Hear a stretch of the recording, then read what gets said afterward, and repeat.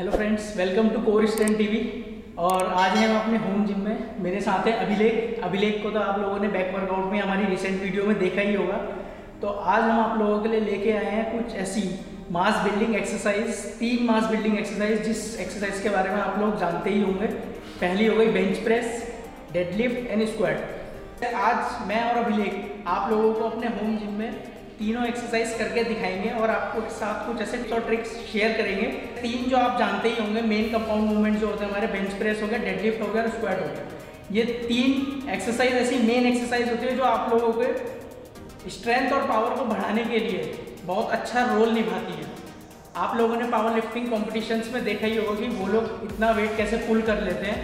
तो कई लोग ये सोचते हैं यार मैंने इतना ट्रेन कर लिया है, उसके बाद भी मैं साला वेट उठा ही नहीं पा रहा हूँ, क्या दिक्कत है, कहाँ अटक रहा हूँ, मुझे समझ नहीं आ रहा है। तो वो कुछ टेक्निक्स हम दोनों आज आप लोगों को करके दिखाएंगे और बताएंगे कि कैसे आप लोग उन चीज़ से बाहर निकल के, अपनी प्लेटो से बाहर निकल के कैसे आप अपनी वेट्स को बढ़ा सकते हैं। और पहली चीज़ जो इसमें आप लोगों को सबसे पहले ध्यान देनी है, अगर आप लोग स्ट्रेंथ और पावर के लिए ट्रेन कर रहे हैं तो आपको कैलोरी सरप्लस में रहना पड़ेगा। तो अभिलेख अब आप लोगों को बताएंगे कि इनका अपना पर्सनल एक्सपीरियंस इस चीज़ के ऊपर क्या है, कैलोरी सरप्लस के ऊपर। Surplus is a very important thing. अगर आप लोगों को स्ट्रेंथ बढ़ाना है तो वो सबसे पहला आपका जो बेस है वो वहीं से बनता है। तो बेसिकली मेरा अपना एक पर्सनल एक्सपीरियंस ये रहा है हमेशा कि मैं हमेशा एस्थेटिक फिजिक मेंटेन करने में बिलीव करता था।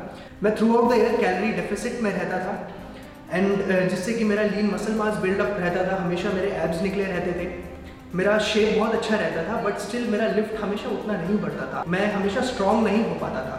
तो अभी फ़िलहाल कुछ पिछले महीनों से भैया की हेल्प से मैंने 4 to 5 मंथ्स में हेल्दी कैलोरी न्यूट्रिशियस फूड खाना शुरू किया है, डेंस कैलोरी न्यूट्रिशियस फूड खाना शुरू किया है एंड मैं कैलोरी डेफिसिट से फिर कैलोरी सरप्लस में आया हूँ। उससे मेरा ऑलमोस्ट नहीं तो 30 to 40% इंक्रीज़ आया है। जितने भी कंपाउंड लिफ्ट्स में, आइसोलेट लिफ्ट्स में मेरा और ज़्यादा इंक्रीज़ आया है एंड मसल मास भी मैंने काफ़ी इंक्रीज़ किया है पिछले 4 to 5 मंथ्स में कैलोरी सरप्लस में रहने से। तो मैं यही बोलना चाहूँगा कि calorie surplus is the base. अब वो आपका बेस है, कोई भी अगर आपको स्ट्रेंथ बढ़ाना है, अपने लिफ्ट्स बढ़ाना है, तो वो आपका सबसे पहला बेस है, सबसे इंपॉर्टेंट चीज़ है।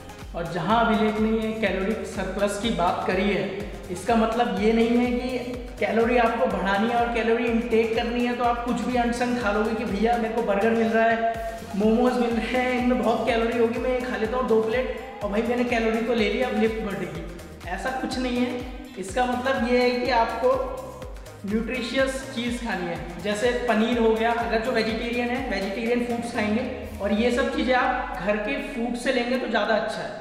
घर की दाल हो गई, रोटी हो गई, ये सब चीज़ों को आप अगर कंबाइन करके लेंगे, इनमें अच्छी कैलोरी आपको मिलेगी। तो जैसे कि आप कैलोरिक डेंस फूड खा सकते हैं, जैसे कि अगर आप नॉन वेजिटेरियन हैं तो आप बॉइल्ड एग्स खा सकते हैं, आप चिकन खा सकते हैं and even for vegetarian guys उन लोग के लिए और इजी है, आप हेल्दी न्यूट्रिशियस स्प्राउट्स खा सकते हैं, आप पनीर खा सकते हैं, दही एंड ऑल दैट, जितने भी अच्छे न्यूट्रिशियस फूड है वो खा सकते हैं आप। तो गाइस हमारा सेकंड पॉइंट है कि कंपाउंड मूवमेंट्स बहुत इंपॉर्टेंट रोल प्ले करते हैं आपका स्ट्रेंथ बढ़ाने में, क्योंकि कंपाउंड मूवमेंट्स में मल्टीपल मसल्स एक साथ रिक्रूट होता है।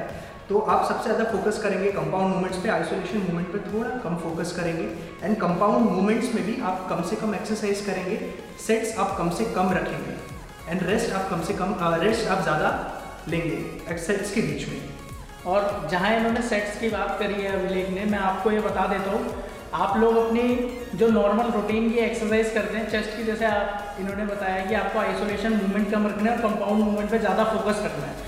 तो इस बीच में आप लोगों को अपने सेट्स में रेपिटेशन रेंज क्या रखनी होगी। रेपिटेशन रेंज आपको वो वाली हटा देनी है जो हमने पहले वीडियोज़ में बताई है, क्योंकि ये वाली वीडियो जो है पावर लिफ्टिंग स्ट्रेंथ और पावर के ऊपर है। इसमें आप लोगों को अपनी रेपिटेशन रेंज जो रखनी है 15, 12, 10 वाला फंडा भूल जाना है। अब आप लोगों को वेट इतना रखना है। पहली बात, आप जो वेट स्टार्ट करेंगे, बेसिक वेट स्टार्ट करना है, ना ज़्यादा हल्का हो ना ज़्यादा लाइट हो। और रैप रेंज उसमें आप लोगों का रखेंगे 8, 6, 3 और 1 रैप, उसमें आप अपना मैक्स आउट जाएंगे। और जितनी भी ये सेट आप 3-4 करेंगे उसमें आपको हर अपनी लिफ्ट में वेट को बढ़ाना है और रेस्ट ज़्यादा से ज़्यादा लेना है। 2-3 मिनट आप रेस्ट लोगे, उसके बाद अपना पूरा फोकस करके उस एक्सरसाइज में आप कूदोगे। तो अब हम स्टार्ट करते हैं अपनी पहली लिफ्ट से, डेडलिफ्ट से। तो अभिलेख आपको इसका वार्म अप करके दिखाएंगे तो मैं आपको इसमें कुछ टेक्निक्स बताऊंगा कि आपको किन चीज़ों का ध्यान रखना है इसमें। सबसे पहली बात, इसमें फास्ट ट्रैप वाला सिस्टम कोई नहीं करना और चीटिंग वाला नहीं चलेगा इसमें फंडा। इसमें जो आप स्लो मूवमेंट अभी कर रहे हैं वही आपको, जब इसमें वेट और ज़्यादा लगा होगा तभी भी वही मूवमेंट रखना है। ये नहीं कि आप बहुत ज़्यादा कर रहे हैं फास्ट में और बहुत ज़्यादा तेज़ी में कर रहे हैं, आराम से करना है जैसे अभी ये कर रहे हैं। और ये वार्म अप सेट है, उस पार्ट को हमें वार्म अप करना है, ठीक है। फॉर्म को देखिए कैसे मेंटेन करके रखा है। बार है वो आपके बॉडी के एकदम क्लोज रहना चाहिए। It is very important. Close इसलिए रहना चाहिए क्योंकि उसका रेंज ऑफ मोशन कम होता है, नीचे से लेके ऊपर तक एक लाइन में 90 डिग्री एक लाइन में जाना चाहिए। उसके बाद आपको ग्रिपिंग पे ध्यान देना है। ग्रिपिंग बहुत इंपॉर्टेंट होता है। ग्रिपिंग के लिए आप कन्वेंशनल ट्रेडिशनल डेडलिफ्ट का जो ग्रिप है वो भी आप यूज़ कर सकते हैं। उसके साथ में आप हुक ग्रिप भी यूज़ कर सकते हैं, काफ़ी लोग वो भी करते हैं। एंड बेसिकली फीट प्लेसमेंट में आपका फीट हल्का सा वाइड होना चाहिए, परपेंडिकुलर से हल्का सा वाइड।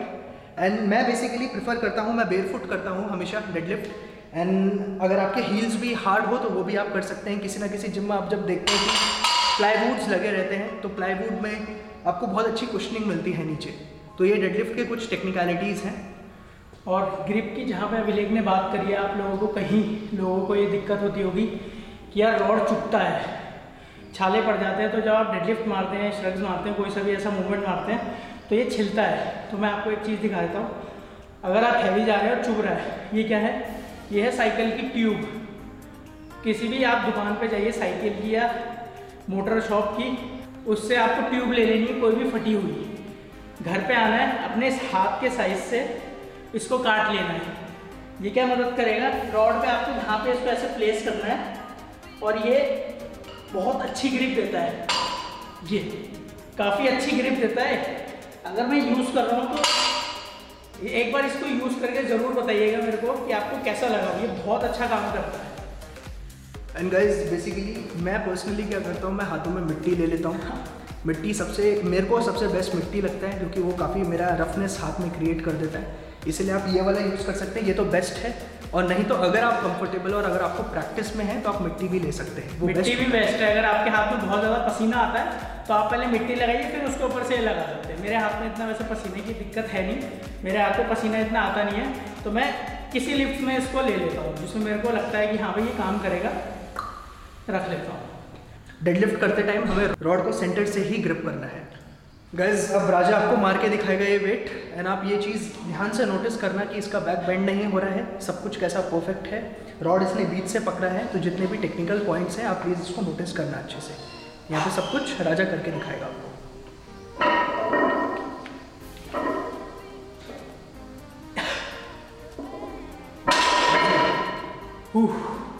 और ये हमारा 100 मैक्स नहीं है हम दोनों का।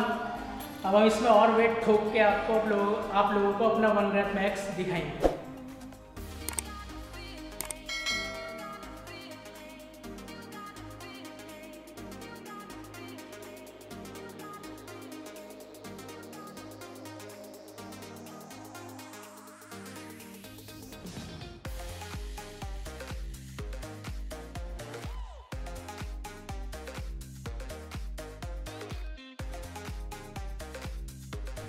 तो अभी हम आ गए हैं अपने फाइनल सेट में, जिसमें हम 1 रैप मैक्स अपना ट्राई करने जा रहे हैं। तो अभी अभिलेख आपको अपना फाइनल जो उसका 1 रैप मैक्स है वो करके दिखाएगा। चलो कम ऑन, बहुत शाबाश, होएगा। चलो बहुत बढ़िया।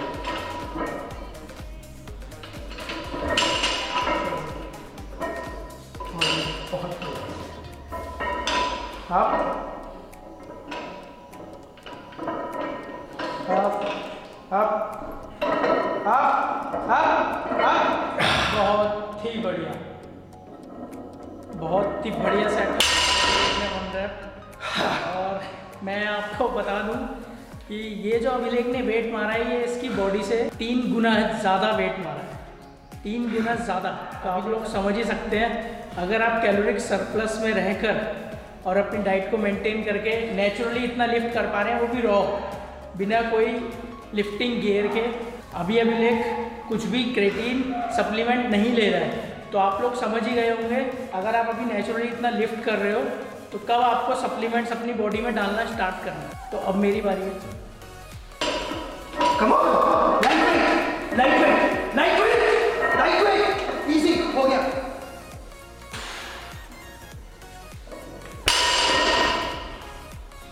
ठीक है, अभी हम आ गए हैं अपनी दूसरी एक्सरसाइज में, बेंच प्रेस। बेंच प्रेस में भी आपको वही बातें ध्यान में रखकर इसको करना है। जो रेपिटेशन रेंज मैंने आप लोगों को बताई है वही करनी है। वार्म अप हमने एज़ यूजुअल जैसे उसमें किया था इसमें भी हम लोगों ने कर लिया है। तो अब 1 रेप मैक्स की बारी है, जो अभिलेख ट्राई करेगा। 50-50 kg लगा हुआ है, 20 kg की बारबेल है। ठीक है, इसमें मेन बात जो आपको ध्यान करके रखनी है, शोल्डर अपने जब आप नीचे लेके जाएंगे बारबेल को तो ऐसे पुश मत करना, हल्के से नीचे रखना, जिससे कि आपकी डेल्टोइड पे जोर कम आएगा। हल्का नीचे करेंगे तो आपको अच्छा पुश मिलेगा, और बैक में आर्क बना के रखना है। ठीक है गाइस, एक बहुत इंपॉर्टेंट पॉइंट ये है कि हम लोग अभी फ़िलहाल हमारे होम जिम में हैं, हमारे गैराज में है, हमारे घर के, एंड बेसिकली हम लोग इसको ज़रूर सैनिटाइज कर रहे हैं। बहुत इंपॉर्टेंट पॉइंट है आज के हम आपको अपने चैनल के थ्रू ये मैसेज पहुंचाना चाहते हैं। भले ही हम लोग अपने होम जिम में हैं, कल के दिन अगर हम लोग आप किसी बाहर के जिम में भी जाएंगे तो ज़रूर सैनिटाइज करिए हर चीज़ को, अपना ख्याल रखिए, अपने फैमिली का ख्याल रखिए। एंड मैं आपको करके दिखाता हूँ ये सारा जो हम लोग चीज़ें बेसिकली। गाइस, एक बहुत इंपॉर्टेंट पॉइंट ये भी है, आपको ये भी ध्यान में रखना है कि आपको एक दूसरे के मुंह में ब्रीथ नहीं करना है। सेफ्टी फर्स्ट है गाइस। शाबाश।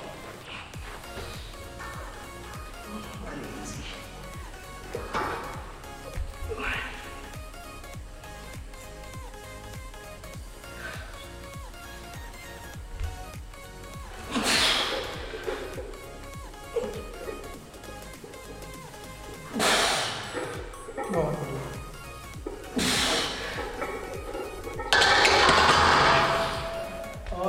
मैं एक चीज़ आपको ये बता देना चाहता हूँ, अगर आपको अपना इसमें लिफ्ट को इम्प्रूव करना है तो आपको अपने रेयर डेल्ट और ट्राइसेप्स पे काम भी करना पड़ेगा। इसके लिए हमने कई एक्सरसाइज आपके लिए निकाली हुई है, होम वर्कआउट में देख सकते हैं, वरना हमने सारे वर्कआउट की सीरीज़ निकाली हुई है। यहाँ पे आई बटन में लिंक आ रहा होगा, उसमें जाके आप चेकआउट कर सकते हैं। तो अब हम आ गए हैं अपने फाइनल सेट पे, और तीसरी एक्सरसाइज है स्क्वाटिंग पे। अब इस पर हम वेट लोड करने का टाइम आ चुका है, तो इस पर अब हम वेट लोड करेंगे। और वार्म अप आपको इसमें भी सेम ही रखना है, 8, 5, 3 और 1 फाइनल सेट अपना 1 रेप मैक्स के लिए। ये मेरा 1 रेप मैक्स नहीं है, पर आज थोड़ा गर्मी के कारण मैं इसमें ही ट्राई कर रहा हूँ और आपको ये करके दिखाऊंगा। ठीक है, अगर आप लोगों ने वेट ज़्यादा लगाया हुआ है, अपना 1 रेप मैक्स ट्राई कर रहे हैं, या फिर 70-80% आप मार रहे हैं अपने 1 रेप मैक्स से, तो आपको ये ध्यान रखना है कि अपना पैर हल्का थोड़ा वाइड ही रखें, है ना, जिससे आपका क्या रेंज ऑफ मोशन थोड़ा कम हो जाएगा, और 90 डिग्री तक ही इसमें आपको नीचे बैठना है। चलिए शुरू करते हैं।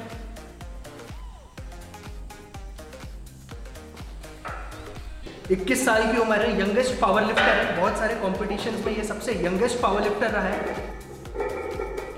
चल मार।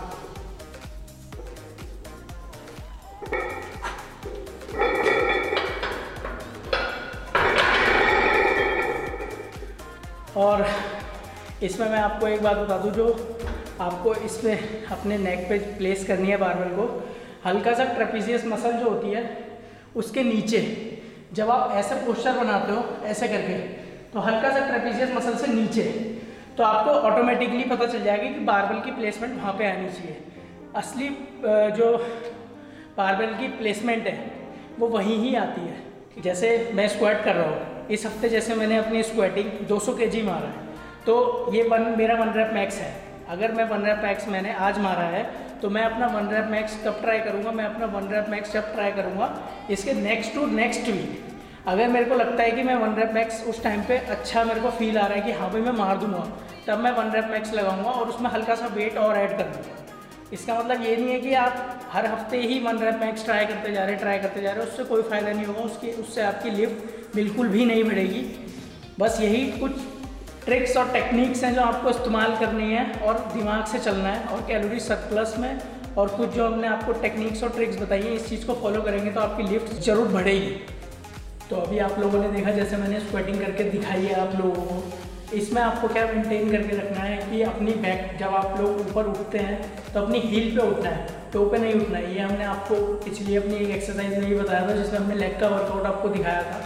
इसमें आपको यही चीज़ ध्यान में रखनी है, जब आप वेट हैवी रखोगे अपने शोल्डर पे तो जब आप ऊपर उठोगे तो आप आगे हल्का लीन होना शुरू होगी, पर उस चीज़ को आपको अवॉइड करना है। अपने हील पे उठना है और सीधा उठना है। और अगर आप हील पे नहीं उठ पा रहे हो, आपके हील पीछे से उठ रहा है, तो आपको एक हमने टेक्निक बताई थी जिसमें आप पीछे 2.5 kg की प्लेट या फिर कोई प्लाई या फट्टा टाइप का उसको पीछे लगा के आप कर सकते हैं। इसमें बस आपको यही कुछ चीज़ें हैं जो देख कर चलनी है, और रैप रेंज जो आपको बताया गया है बस उसको देख कर चलना है।